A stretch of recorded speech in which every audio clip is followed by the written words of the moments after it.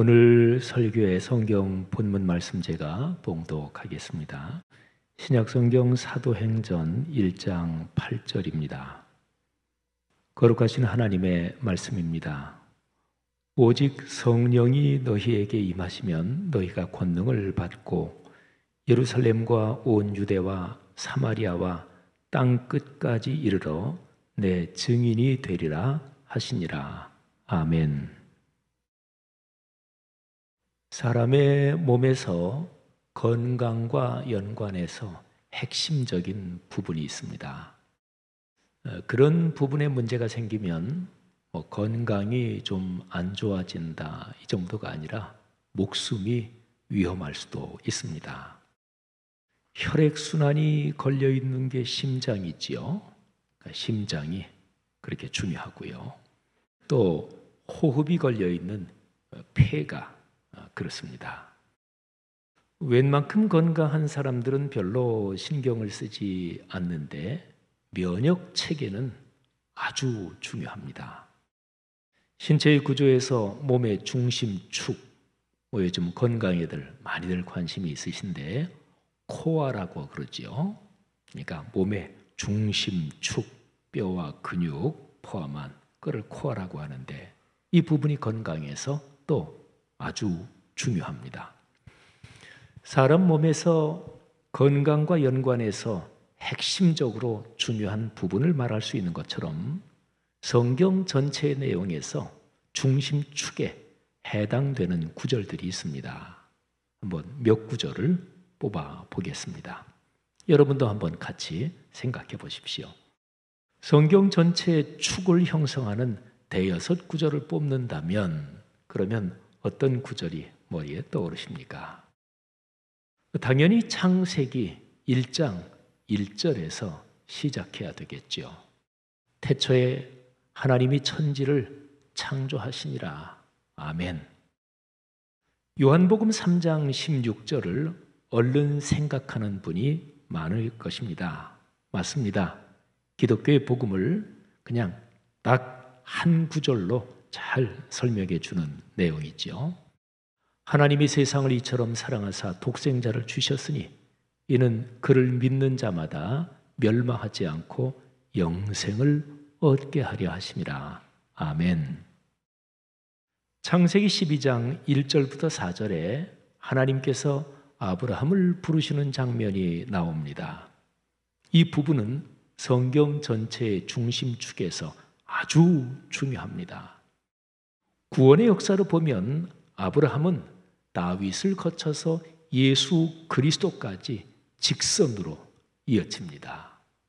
이 중요한 구절 제가 한번 읽을 텐데 특별히 여러분이 하나님 아브라함에게 주신 그 축복 제게도 주옵소서 이런 믿음으로 들으시고 여러분 개인과 가정 가문에도 축복이 되기를 바랍니다. 여호와께서 아브라함에게 이르시되 너는 너의 고향과 친척과 아버지의 집을 떠나 내가 네게 보여줄 땅으로 가라. 내가 너로 큰 민족을 이루고 네게 복을 주어 네 이름을 창대하게 하리니 너는 복이 될지라. 너를 축복하는 자에게는 내가 복을 내리고 너를 저주하는 자에게는 내가 저주하리니 땅의 모든 족속이 너로 말미암아 복을 얻을 것이라 하신지라. 이 아브라함이 여호와의 말씀을 따라갔고 롯도 그와 함께 갔으며 아브라함이 하란을 떠날 때에 75세였더라. 아멘. 자, 몇 구절을 말씀드렸는데요. 성경의 중심축에 해당되는 구절 그러면 제가 지금 말씀드린 그 구절 외에 이런 것들이 더 포함이 될 것입니다. 구약에서 메시아의 오심과 성령의 강림을 예언하는 구절들. 이제 신약으로 와서 예수 그리스도께서 오셔서 사역하시는 데 관련된 구절들. 교회의 탄생과 본격적으로 하나님 나라가 작동되는 것에 연관된 구절들. 그리고 마지막으로는 재림과 관련된 구절들이 들어갈 것입니다. 자, 제가 쭉 말씀드렸는데 성경의 중심축에 반드시 포함되어야 할 말씀이 사도행전 1장 8절입니다. 오늘 우리가 같이 묵상하는 말씀이에요. 이 구절은 말세에 강림하실 성령, 그 성령과 관련된 대표적인 몇 구절 중 하나입니다. 오직 성령이 너희에게 임하시면 너희가 권능을 받고 예루살렘과 온 유대와 사마리아와 땅 끝까지 이르러 내 증인이 되리라 하시니라. 아멘. 자, 이 유명하고 잘 알려져 있고 또 아주 중요한 구절에는 적어도 세 가지 중요한 주제가 담겨 있습니다. 증인이 되리라. 요 주제에 관해서는 제가 지난 수요 예배 설교에서 말씀을 드렸습니다. 자, 오늘 설교에서는 1장 8절 중에서도 예루살렘과 온 유대와 사마리아와 땅 끝까지 요 부분을 묵상하겠습니다. 제가 지금 말씀드린 그 부분, 이거를 보통은요, 우리 예수 믿는 사람들이 또 설교자들도 이렇게 생각하지요. 사도행전 28개장 전체의 내용 진행에서 예수 그리스도의 복음이 확장된 지역을 순서대로 요약한 표현이다, 이렇게 봅니다. 그러나 이런 해석은 적절하지 않습니다. 자, 한번 살펴보겠습니다. 제가 말씀드린 그 부분에 지역을 나타내는 표현이 4개가 들어있죠. 자, 첫째 예루살렘, 두 번째 온 유대, 세 번째가 사마리아, 그리고 네 번째는 구체적인 어떤 지명 이런 건 아니지만 어쨌든 지역을 나타냅니다. 땅 끝. 자, 4개가 쭉 나옵니다. 사도행전 28개장 전체의 내용 흐름을 복음의 지역적 확대와 관련해서 1장부터 제가 쭉 한번 살펴보겠습니다. 여러분들이 잘 집중해서 들으시면 한 5분 남짓한 시간에 사도행전 전체를 다 공부하시게 돼요. 한번 잘 들어보십시오. 그리고 이 공부가 끝난 후에 제가 위에서 말씀드린 예루살렘, 온 유대, 사마리아 땅 끝 요 4 지명 또는 지역에 대해서 그때 말씀드리겠습니다. 자, 사도행전 공부 시작하겠습니다. 1장 1절부터 6장 7절까지는 무대가 예루살렘입니다. 자, 그리고 이어지는 6장 8절부터 7장 전체 내용은 스데반 집사님의 재판과 순교 이야기입니다. 근데 이 부분은 앞과 뒤를 연결하는 다리 역할을 합니다. 스데반 집사님의 순교도 그 이야기도 무대가 예루살렘이니까 앞부분과 연결됩니다. 하지만 예수 그리스도의 복음이 예루살렘 밖으로 어떻게 퍼지게 됐나? 그는 스데반 집사님이 순교를 당하시고 그 때문에 일어난 큰 박해 때문에 그리스도인들이 사방으로 퍼지게 됐고 그래서 복음이 전파되게 됐다. 요 얘기를 하는 거니까 6장 8절부터 7장에 나오는 스데반 집사님의 순교 얘기는 또 뒷부분으로 이어집니다. 자, 그리고 바로 뒤에 이어지는 이제 8장, 이 8장에는 온 유대와 사마리아 지역에 복음이 전파되는 이야기가 기록되어 있습니다. 자, 계속 넘어가죠. 9장입니다. 9장으로 넘어가면 초대교회의 두 기둥이라고 할 수 있는 이방인의 사도 바울 그리고 유대인의 사도 베드로, 통상적으로 그렇게 부르는 이 두 분 이야기가 기록이 되어 있습니다. 자, 9장 거의 전부는 바울의 회심, 그리고 회심한 바울이 즉시 다메섹에서 복음을 전하는 내용이 나옵니다.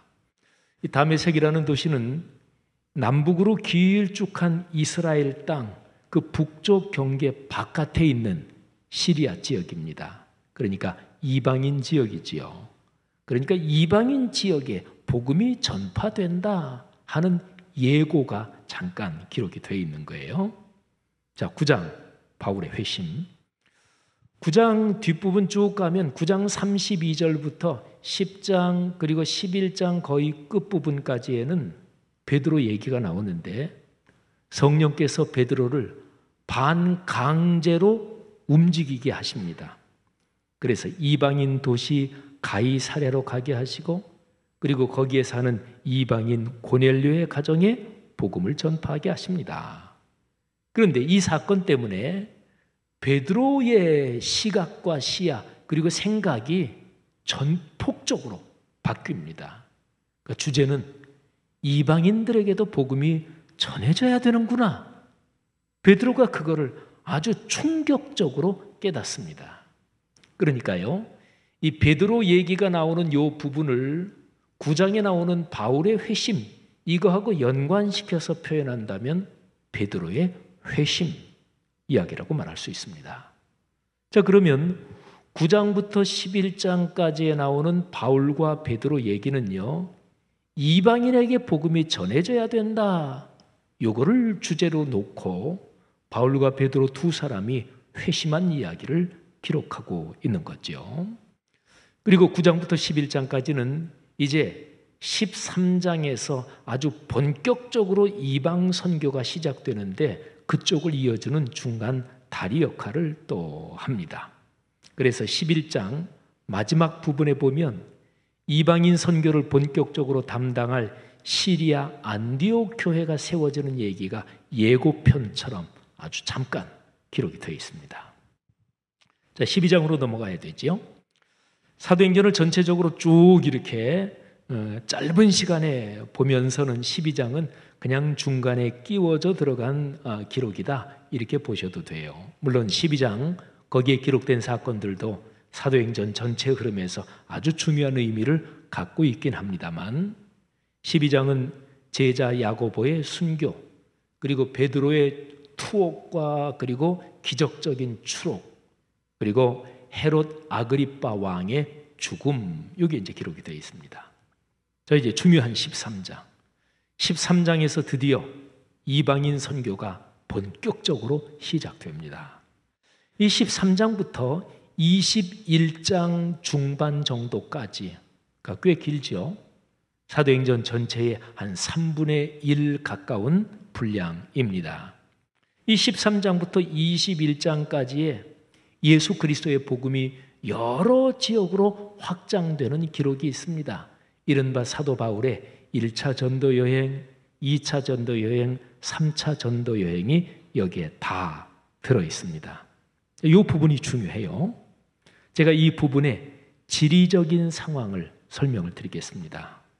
지리적인 상황을 얘기할 때는 지도를 놓고 보는 것도 뭐 좋지만 근데 어떨 때는 머릿속으로 자기가 그려보는 게 훨씬 더 좋을 수도 있습니다. 자, 여러분 머릿속으로 제가 이렇게 말씀드리는 거에 따라서 한번 이렇게 상상을 해보십시오. 자, 먼저 남북으로 길쭉한 이스라엘 땅을 머릿속에 그냥 대략 그려보십시오. 남북으로 길쭉합니다. 근데 그거를 3등분을 하세요. 그러면 제일 남부 지방이 유대 지방인데 그 안에 예루살렘이 있어요. 그 다음에 중부 지방 사마리아 그리고 북부 지방 갈릴리 이렇게 됩니다. 자, 길쭉하지요? 그 다음에 더 북쪽으로 올라갑니다. 갈릴리 경계 밖으로 복음이 이제 확장되는데 갈릴리 바로 북쪽이 시리아, 뭐 오늘날 거기는 레바논, 시리아 두 국가가 있는 지역인데 그 당시에 또 시리아 또는 시리아 페니키아라고 불렀습니다. 자, 거기서 더 북쪽으로 올라갑니다. 더 올라가면서 북서쪽으로 길게 뻗어 있는 반도 대륙이라고도 할 수 있는 그게 아나톨리아 대륙입니다. 아나톨리아 반도. 여러분이 보시는 그 방향에서 보면 이렇게 올라가다가 이쪽으로 쭉 길게 아나톨리아 반도가 있죠. 그게 오늘날의 터키 그리고 신약 시대에는 소아시아라고 부른 지역입니다. 자, 거기 소아시아 터키의 제일 끄트머리까지 계속 서쪽으로 가면 바다가 나오는데 그 바다가 에게해입니다. 그리고 그 바다를 건너면 그 당시에 유럽, 뭐 오늘날도 뭐 마찬가지죠. 근데 오늘날에는 고기를 건너면 그리스 땅입니다. 자, 그리스 땅에서 계속 서쪽으로 더 끝까지 가면 또 바다가 나오는데 그게 이오니아 바다, 이오니아 해. 그리고 이오니아 해에서 조금 북쪽으로 깊이 들어간 데가 아드리아 해. 뭐 유명하죠. 아드리아 해. 중동 쪽에 뭐 문제가 생길 때마다 뭐 등등. 근데 그 아드리아 해, 이오니아 해 거기를 건너면 이탈리아 반도가 나옵니다. 자, 머릿속으로 대략은 한번 이렇게 그려보셨습니까? 자, 그러면 그 다음에 나오는 이제 사도행전의 마지막 부분들, 자, 21장 중반부터 26장까지 여기는 바울이 예루살렘에 올라갔다가 체포되고 예루살렘에서 가이사랴로 피의자 신분으로 이송돼서 한 2년 정도 구금 상태에 있는 내용이 기록이 되어 있습니다. 마지막 2장 남았죠? 27장, 28장. 이 2장은 바울이 피의자 신분으로, 형이 확정된 건 아니니까 피의자라고 말해야 되겠죠. 피의자 신분으로 가이사랴에서 로마까지 지중해를 항해하며 이송되는 장면이 있고, 그리고 이제 28장으로 가면 드디어 로마에 도착해서 바울이 세계의 중심인 로마에서 가택연금 이 정도 상태에 있었는데, 그 상태에서 거침없이 담대하게 예수 그리스도의 복음을 전하고 하나님 나라를 전한다는 내용이 담겨 있습니다. 자, 사도행전 전체 다 공부했습니다. 특별히 지리적인 거를 아까 여러분들이 머릿속에 그린 거를 이렇게 생각해 보세요. 길쭉한 이스라엘, 더 올라가면 시리아, 더 올라가면서 북서쪽으로 길게 뻗은 소아시아, 오늘날의 터키, 그리고 에게해를 건너서 그 당시에 유럽, 그리스 쪽, 이런 거를 머릿속에 그리시는 거예요. 자, 그러면 보세요. 1장 8절에 네 지역이 나오잖아요. 예루살렘, 온 유대, 사마리아, 그리고 땅 끝. 근데 아까 제가 그런 말씀을 드렸죠. 1장 8절을 보통은 사도행전 전체 내용이 쭉 전개되면서 복음이 확장된 그 지역을 차례로 요약적으로 기록했다. 보통들 그렇게 보는데 그게 아니다. 제가 이 말씀을 드렸지요. 자, 볼까요? 먼저 네 지역 중에서 맨 마지막이 땅 끝이잖아요. 근데 사도행전에는 땅 끝, 그 얘기는 나오지 않습니다. 조금 전에 말씀드린 대로 사도행전 28장 맨 끄트머리는 무대가 땅 끝이 아니고 땅의 중심인 로마, 그리고 거기서 끝나요. 자, 네 개 중에 땅 끝은 안 나온다. 그 다음에 앞에 세 지역, 예루살렘, 온 유대, 사마리아, 이거는 나와요. 그런데 예루살렘, 온 유대, 사마리아, 이 사마리아의 선교가 되는 게 몇 장에 나오냐면 8장에 벌써 나와요. 그리고 8장에서 사마리아 전도가 끝나고 그 뒤에는 더 사마리아에 대한 언급이 없습니다. 자, 그러면 보세요. 9장부터 마지막 장인 28장, 그 전체, 그 큰 덩어리가 사도행전 1장 8절에는 들어가 있지 않다는 거지요. 그러니까 전체 내용에서 4분의 3 정도가 빠져 있는 셈인 거죠. 이방인 선교가 본격적으로 시작된다. 그게 13장부터라고 제가 말씀드렸죠. 그리고 13장부터 그 지리를 쭉 말씀드렸잖아요. 근데 13장부터만 보더라도 지역을 쭉 아까 말씀드렸는데 시리아 선교, 소아시아 선교, 그리고 오늘날의 그리스 당시의 유럽 선교, 이게 사도행전 1장 8절의 네 지역에서는 몽땅 다 빠져 있는 거지요. 자, 보세요. 그러니까 사도행전 전체의 요절, 핵심 구절이 1장 8절은 맞아요. 근데 1장 8절의 그 내용이 사도행전 전체의 지리적 확장을 차례대로 요약했다. 그게 아니라는 게 분명하지요. 자, 그러면 1장 8절, 특히 예루살렘, 온 유대, 사마리아 땅 끝, 이거를 어떤 각도에서 봐야 하는 것일까요?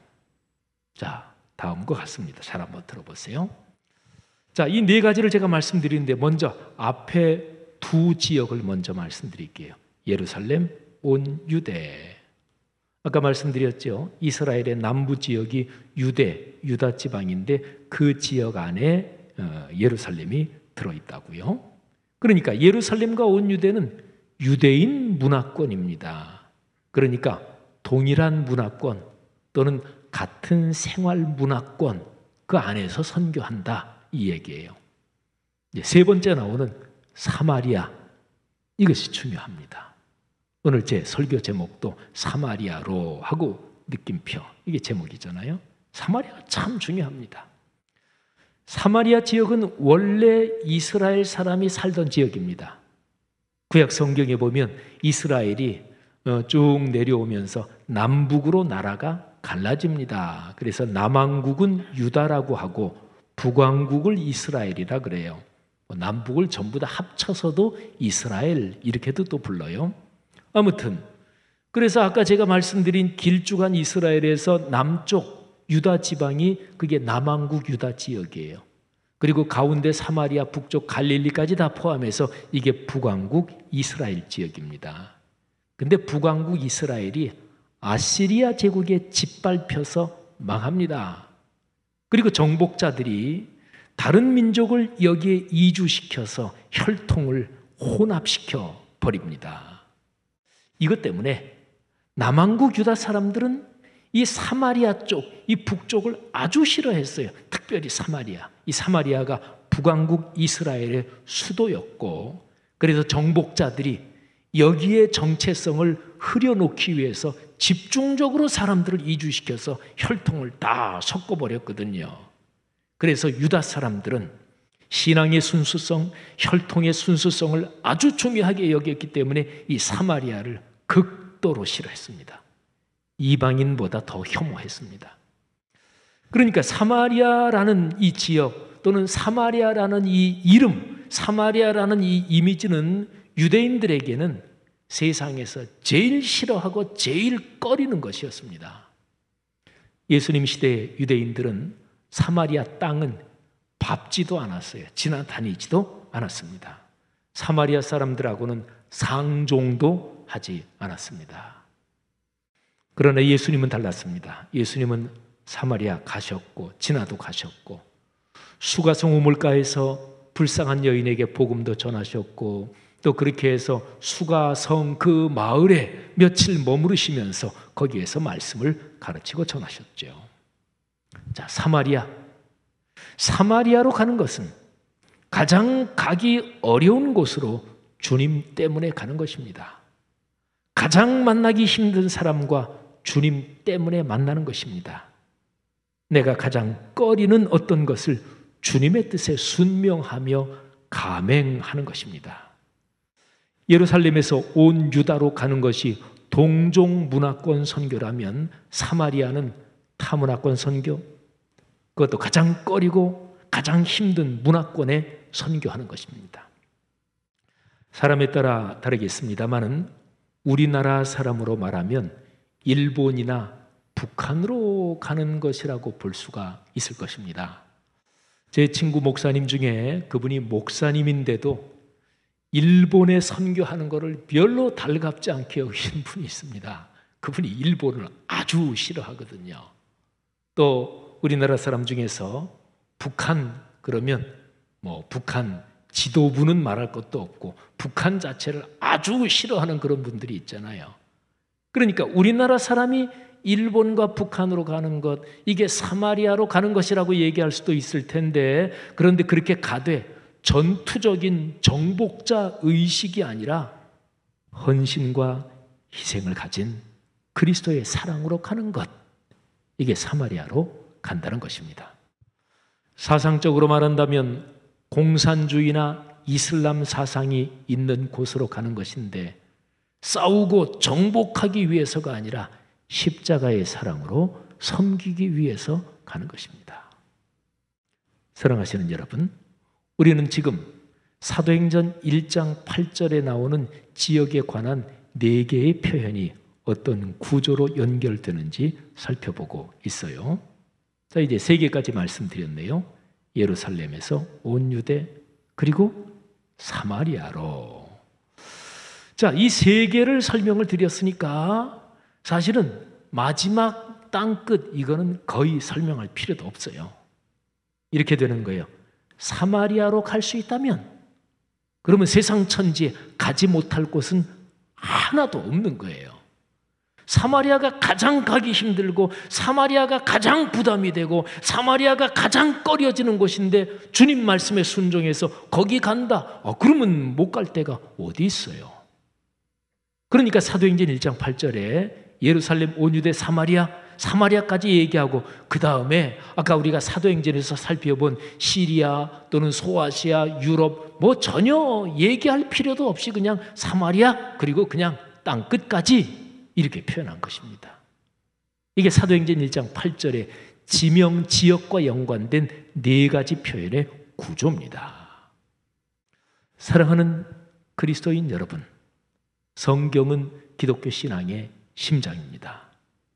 그리고 성경의 중심축에 있는 사도행전 1장 8절은 우리에게 그 어떤 사람, 그 어떤 문화권, 그 어떤 지역, 그 어떤 사상, 그 어떤 존재까지 그리스도의 사랑으로 다 품어야 한다고 말씀하고 있는 것입니다.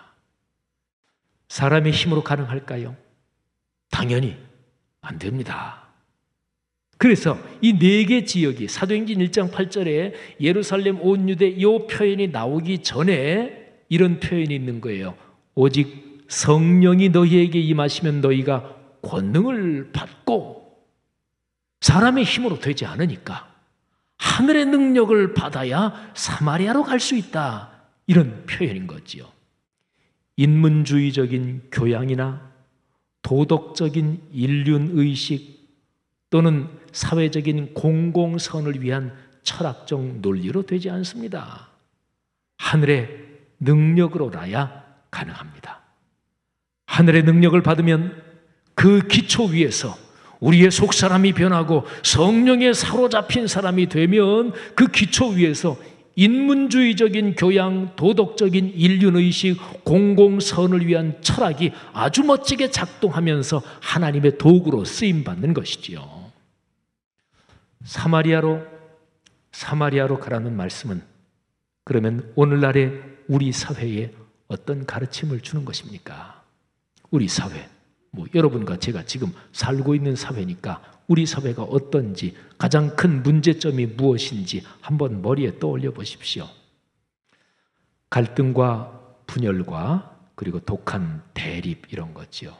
사상 때문에, 또는 경제적으로 가장 부자인 상위 계층, 또 가장 어려운 계층, 또 중간에 여러 계층으로 나누는 경제적인 계층 때문에, 또는 요즘 20대, 30대, 40대, 50대, 60대 더 연세 드신 분들, 이 계층에 따라서 아주 심하게 차이가 많아요. 세대. 그리고 요즘은 좀 덜해졌지만 우리 사회 경상도, 전라도, 충청도, 강원도, 하여튼 이 지역 간의 갈등이나 또는 직종, 사람 사는 사회는 인류 역사 내내 어떤 직업이 그 사회에서 권력을 쥐고 영향력이 강하다, 그런 건 인간 사회에 늘 있었어요. 어쨌든 직종, 사상, 경제계층, 세대, 지역, 직종 등 하여튼 어떤 것이든지 나와 함께 이익을 공유하는 사람들끼리 뭉쳐서 다른 집단을 배척하는 것, 이게 우리 사회에서 일상이 되어버렸습니다. 사람들이 오늘날 우리 사회에서는 정보를 받아들일 때 선택적으로 자기가 늘 정보를 받는 곳에서만 받아요. 사회관계망 서비스라고 하죠.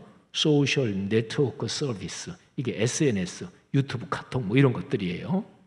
그래서 거기에서 늘 일정한 데서만 계속 받고 그게 자기 머리를 세뇌시킵니다. 신문, 방송 이런 거를 접하면서도 텔레비 딱 틀었다 하면 노냥 그 채널 외에는 절대 다른 거 돌리지도 않아요. 그러니까 거기에서만 정보를 계속 받으니까 이게 세뇌가 되고 한쪽으로 편향됐지요. 같은 사회에 살고 있으면서도 이게 완전히 절벽인 거예요. 모든 사람을 호의와 선의로 대해야 하는 그리스도인들까지 이런 갈등 구조에 상당히 휩쓸려 들어가 있습니다. 저는 뉴스나 이런 것을, 요즘은 뉴스 그런 거를 텔레비로 보기도 하지만은 사실은 이런 인터넷으로 검색을 많이 하잖아요. 저는 검색을 하게 되면 먼저 이쪽 저쪽에서 대략 중도적인 위치에 있는 그거를 먼저 검색합니다. 그리고 이 중요한 이슈에 대해서 이쪽 편에 있는 언론이나 매체들은 어떻게 보도하고 있나 한번 살펴보고, 또 반대쪽으로 이쪽에 있는 매체들이 어떤 시각을 가지고 있느냐 또 한번 살펴봅니다. 그러면 대략 이게 보여요. 또 어떤 뉴스 매체, 어떤 언론 매체가 뭐에 대해서 얘기할 때 어떤 거는 빤하게 보여요. 아이, 그러니까 저쪽 편들고 두둔하는 거지. 정치하는 사람들은 자기 자신과 자기 정당의 이익을 위해 이런 우리 사회 현상을 최대한도로 이용해 먹고 있습니다. 참 불행한 상황이지요. 사랑하는 형제 자매들이요, 그리스도인들이 먼저 사마리아로 가기를 실천해야 합니다. 나와 입장이 다르더라도 다른 사람을 존중하고 배려하며 예의를 지켜야 합니다. 여러분들이 동양 사상뿐 아니라 서양도 마찬가지고, 사람이 짐승하고 다른 것은 예가 있기 때문에 그런 거예요. 예의를 지키지 않으면 그게 짐승이지 사람입니까? 그러니까 타인에 대해서 존중과 배려와 공적인 예의를 지켜야 합니다. 나와 입장이 다른 사람의 의견을 경청하면서 인내심을 가지고 대화하고 논의하는 훈련을 지속해야 합니다. 이것이 사마리아로 가는 일입니다. 작든 크든 내가 속한 공동체들이 있잖아요. 제일 작으면 가족일 테고, 뭐 회사 또는 교회 공동체, 우리 교회는 규모가 있으니까 또 내 구역 또는 내가 사역하는 부서 또는 교회 전체, 뭐 이런저런 사람은 살면서 작든 크든 여러 모임 공동체에 속해서 살죠. 근데 내가 속한 공동체에서 내 의견이 관철되지 않는다고 심술을 부리고 목리를 부리는 것은 그리스도인으로서 부끄러운 일입니다. 내게 납득되지 않더라도 다른 사람의 의견을 따라가 보는 경험이 중요합니다. 내 의견하고는 다르지만 회의에서 그렇게 결정됐다 그러면 그래, 무슨 주님의 뜻이 있겠지 하고 따라가 보는 경험이 참 중요합니다. 이것이 사마리아로 가는 일입니다. 잘 생각해 보십시오. 그렇게 사마리아로 가는 훈련이 그리스도인을 품위 있게 만듭니다. 우리 사회와 오늘날의 세계가 그리스도인과 교회 공동체를 신뢰할 수 있게 만드는 거예요. 사마리아로 가는 훈련에 우리 그리스도인이 왜 순종하나요? 주님의 명령이 있기 때문에. 그래서 이 훈련을 통해서 그리스도인의 신앙적 정체성이 깊어지는 거예요. 사마리아로 가는 훈련에 순종하면서 그리스도인은 선한 국민으로서 사회적 공공선에 이바지하고 사회적 공공선을 이룹니다. 이렇게 함으로써 그리스도인의 사회적 연관성이 성숙해지고 사회적 리더십이 올라가는 거예요. 사마리아로 가는 삶으로서 우리는 예수 그리스도께서 말씀하신 대로 세상의 소금과 빛, 산 위에 있는 동네 또는 등경 위에 놓인 등불처럼 살게 됩니다. 이런 상황에서 복음 전도가 강력하게 되는 거예요. 안 믿는 사람들이 나는 교회 안 나가지만 우리 사회 예수 믿는 사람들처럼 저런 사람이 있어야 덜 싸워. 교회가 있어서 참 다행이야. 그래도 이래야 복음이 전파될 거 아니겠어요? 초대교회가 이렇게 살았습니다. 예수 그리스도께서 걸으신 십자가의 길이 이것이었습니다. 이것이 사도행전 1장 8절에 기록된 대로 예수님의 증인이 되는 길입니다. 이렇게 순종함으로써 우리는 참으로 예수님을 닮아갑니다. 하나님의 자녀로 살게 되는 것이지요. 사랑하는 성도들이요, 여러분의 삶의 구체적인 일상을 한번 살펴보십시오. 사마리아로 가는 일을 어떻게 실천해야 하는 것입니까? 사마리아로 가는 훈련을 통해서 하나님께서 여러분의 삶에 영육간에 큰 복을 내리실 것입니다. 그런 복이 여러분의 가정 가문에 넘치기를 축복합니다. 여러분이 먼저 하나님이 그래서 여러분의 가정을 축복하시고 그래서 여러분의 가정을 들어쓰시고 하나님이 만드신 하나님의 세상에서 싸우는데 앞장선다면 하나님이 그 사람을 왜 축복하시겠어요? 부모가 재산이 많을 때 형제 자매들에게 또는 후손들이 많을 때 이렇게 저렇게 줄 때 저놈은 주면은 다른 지 형제들한테 하나도 안 줘. 근데 어떤 형제는 주면 열심히 베풀고 부모가 당연히 그 자식한테 더 많이 배려해 줄 거 아니겠어요? 마찬가지입니다. 하나님 아버지께서 창조하신 세상, 하나님 아버지께서 사랑하시는 우리 사회에서 다른 사람을 싸매고 감싸 안고 이런 역할을 하는, 말하자면 사마리아로 가는 그런 삶을 사는 사람들을 주님께서 축복하십니다. 경제적으로 축복하시고 영적으로 축복하시고 가정 가문 자손을 축복하실 것을 믿으시기를 바랍니다. 그 축복을 여러분이 먼저 받으십시오. 우리 성락성결교회가 그 축복을 받고 한국교회가 그 복을 받고, 그래서 이 나라 이 땅이 예수 그리스도의 건강하고 품이 있는 복음이 충만한 나라가 되기를 주님의 이름으로 축복합니다.